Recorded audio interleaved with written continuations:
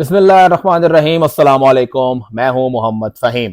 22 दिसंबर का दिन इंतहाई अहमियत का हामिल है। आज का दिन इसलिए भी अहम है कि दो बड़ी सियासी जमातों से मुताल्लिक इलेक्शन कमीशन ने अपना फैसला दे देना है। एक जमात है पाकिस्तान तहरीक इंसाफ और दूसरी है अवामी नेशनल पार्टी। इन दोनों जमातों का इंतखाब, इलेक्शन जो उम्मीदवार लड़ेगा, क्या वो बैट और लालटेन के साथ लड़ेगा या नहीं, यह फैसला आज इलेक्शन कमीशन ने करना है। बल्कि फैसला हो चुका है, उन्होंने सिर्फ अनाउंस करना है।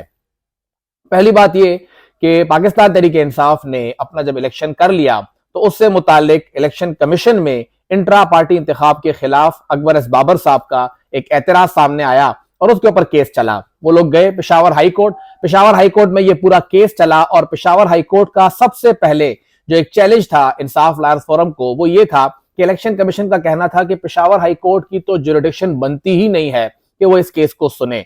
इस्लामाबाद हाई कोर्ट इसका सही फोरम है। लेकिन फिर इंसाफ लायर फोरम के मुख्तलिफ वकला ने तारीखी हवाले दिए, सुप्रीम कोर्ट के फैसलों के हवाले दिए और यह साबित किया कि पेशावर हाई कोर्ट ही मुतल्लिका फोरम है, वही इसका फैसला देगा। फिर उसके बाद दूसरी बात यह आई कि क्या इंट्रा पार्टी इलेक्शन के ऊपर किसी किस्म का एतराज हो भी सकता है या नहीं। तो पाकिस्तान तहरीक इंसाफ का जो इंसाफ लायर फोरम है वो इस बात पे साबित हो गया है, वो कामयाब हो गया है कि किसी भी किस्म का एतराज नहीं हो सकता, क्योंकि इलेक्शन एक्ट में इंट्रा पार्टी इंतखाब कराने की हिदायत तो है, लेकिन इंतखाब होने के बाद उसके ऊपर एतराज के लिए कोई भी शिक, कोई भी स्पेस मौजूद नहीं है। इंतखाब ना होने की सूरत में कार्रवाई है, जिस तरह हो रही थी पीटीआई के खिलाफ। अब तो इंतखाब हो गया, अब इंतखाब आइन के तहत हुआ है जो कि पार्टी का आइन है। उसके साथ साथ एक बात यह भी है कि अकबर एस बाबर को गलबन 2010-11 के करीब पार्टी से निकाल दिया गया था।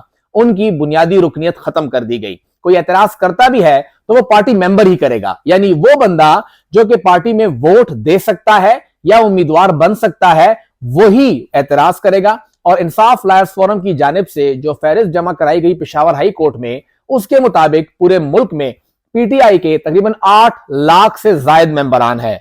उनमें से कोई भी एतराज कर सकता है, लेकिन अकबर एस बाबर नहीं करते क्योंकि वो उनके पार्टी के मेंबर नहीं है। तो ये तमाम चीजें होने के बाद अब पेशावर हाई कोर्ट ने ये इंस्ट्रक्शन दी हैं इलेक्शन कमीशन को कि वो आज तक ये फैसला सुनाए। 22 दिसंबर तक का टाइम दिया गया है और फैसला भी ऐसा कि वो फैसला मतलब यही होगा कि पीटीआई को इलेक्शन सैंपल दे दिया जाए।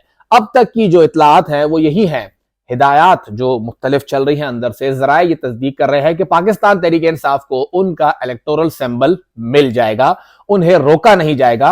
वो बैट के निशान से ही इलेक्शन लड़ेंगे और इलेक्शन कमीशन आज वो जो खानापुरी है वो कर देगा और उनके election intra party election accept करने का जो नोटिफिकेशन है वो इलेक्शन कमीशन की वेबसाइट पे आ जाएगा। एक तो ये।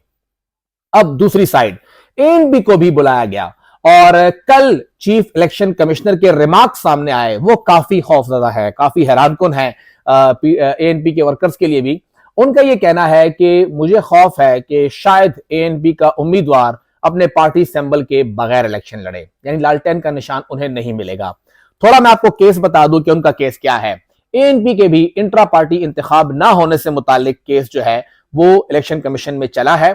एएनपी का आइन ये कहता है कि 5 साल बाद इलेक्शन होने चाहिए। 4 साल और तकरीबन 3 या 4 माह गुजर चुके हैं।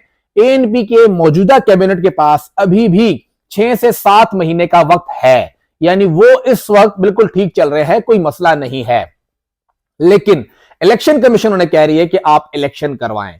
अब क्यों वक्त से पहले इलेक्शन कराए जाएं? अगर देखा जाए तो ये तब केस बनता है कि अगर 5 साल मुकम्मल हो जाते और उसके बाद भी प्रोसेस शुरू ना होता, तब वो एएनपी के ऊपर एतराज करते कि जी एएनपी ने टाइम भी पूरा कर लिया, कैबिनेट ने उनकी 5 साल गुजार दिए हैं और अब इजाफी वक्त गुजर रहा है, तब उसके ऊपर आप शिकायत करते और तब केस चलता।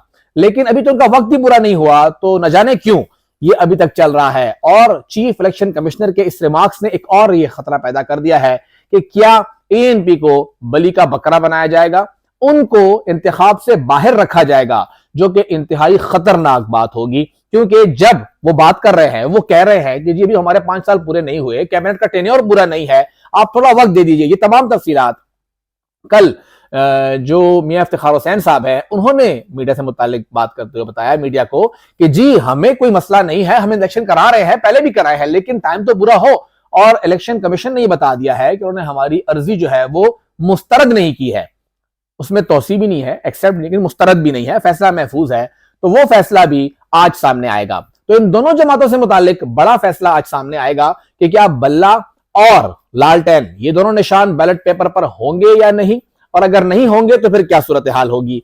इतला यह है कि शायद दोनों को ही इलेक्शन लड़ने दिया जाए, लेकिन यह खौफ भी है कि एएनपी जो एक सख्त मौकफ इख्तियार किए हुए है उनके लिए शायद मसला बने और उनको यहां पे कुर्बानी का बकरा बनाया जाए। ये कोई तरीका ठीक नहीं होगा। अगर देखा जाए तो पॉलिटिकल पार्टीज के अंदर ऐसे ही इंतखाबात होते हैं, हर पार्टी के अंदर, जेयूआई के अंदर भी हुए, पीटीआई पार्लियामेंटेरियन के इंतखाबात किसने देखे, हमें तो पता भी नहीं कब कहां कैसे हुए। 150 मेंबरान ने वोट भी पोल कर लिया, इलेक्शन कमीशन ने खामोशी से चुपचापीते उनका आइन भी मंजूर कर लिया, उनका इलेक्शन भी मंजूर कर लिया, नोटिफाई भी कर लिया।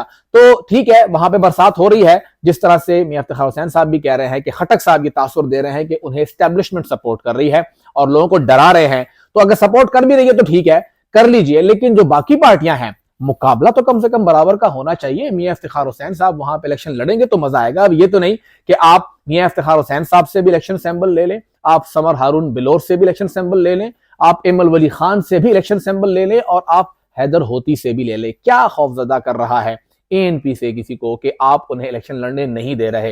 एएनपी अपनी पॉलिसी वाजे रखती है, वो वाहिद जमात है जिसने इलेक्शन से बहुत पहले टिकट तकसीम कर दिए, वो वाहिद जमात है जिसने सबसे पहले अपना मंशूर दिया, वो वाहिद जमात है जिसने खवातीन को भी टिकट वक्त से पहले दे दिए, वो वाहिद जमात है जिसने अपने इलाकाई मंशूर को अलग से पेश किया, सूबाई को अलग से पेश किया, शहरों के हिसाब से अलग पेश किया, एजुकेशन सेक्टर वाइज उन्होंने अलग से मंशूर पेश किया। जब एक जमात इतनी तैयार है, इलेक्शन लड़ने के लिए तैयार है, तो क्यों उस जमात को इलेक्शन लड़ने से रोका जा रहा है। किसी भी ऐसी जमात को इलेक्शन लड़ने से रोकना उस सियासी जमात का कोई नुकसान नहीं होगा, नुकसान उस इलाके का होगा जिनकी वो नुमाइंदगी करने जा रहे हैं। अगर आप एएनपी को इलेक्शन लड़ने नहीं देंगे तो बाद में लड़ लेंगे। आपने पहले भी नैब पे पाबंदी लगाई थी, क्या हो गया, कुछ भी नहीं हुआ। दोबारा वो लोग आए, इलेक्शन लड़ा और हुकूमत भी बनाई, लेकिन उस इलाके के लोगों को आपने महरूमी का शिकार कर दिया। उन्हें वो हक नहीं दिया कि वो अपने नुमाइंदों को खुद मुंतखब कर सके। तो चाहे बैट हो या लालटेन हो, उन दोनों को इस बैलेट पेपर पर होना चाहिए। और वो कैसा मैच होगा कि आपके मुखालिफ को खेलने ही ना दिया जाए। तो बेहतर यही है कि इन दोनों को इंतखाब लड़ने दिया जाए और दोनों का इलेक्शन होगा, तभी हमें तगड़ा मुकाबला देखने को मिलेगा।